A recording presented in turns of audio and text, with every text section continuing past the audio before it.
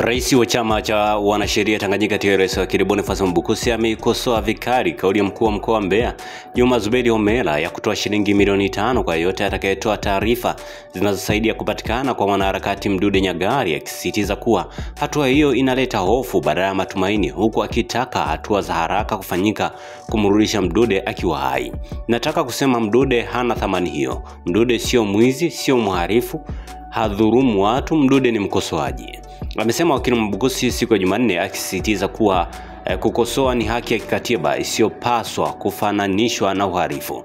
Akizungumza kwa niaba ya kundi la rafiki wa Mdude, Mwabukusi ametoa wito kwa mamlaka husika kuhakikisha kuwa wale wote waliohusika na kutoweka kwa mwanaharakati huyo wanamrejesha akiwa salama, huku akiweka wazi kuwa utulivu wao sio wa woga bali wa hekima na hawatuvumilia kuvunjwa kwa haki za msingi.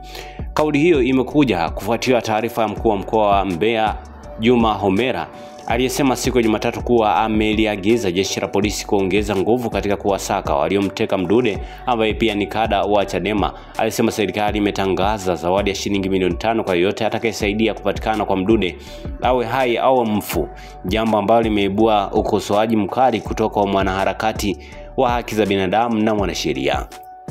Katika hatua nyingine, Dr. Homera alikutana na viongozi wa Chadema kutoka mkoa wa Mbeya na kanda ya Nyasa ofisini kwake, akiwatoa hofu kuwa serikali ilimfanya kila liwezekanavyo kuhakikisha mwanaharakati huyo anapatikana. Alisema pia anatarajia kukutana na viongozi wa kimila kujadili hali ya sintofahamu inayozidi kutanda mkoani humo. Tukio la kutoweka kwa Mdude, ambaye anafahamika kwa sauti yake ya ukosoaji dhidi ya serikali kupitia mitandao ya kijamii, limezua maswali miongoni mwa jamii ya watetezi wa haki za binadamu, huku likichochea wito wa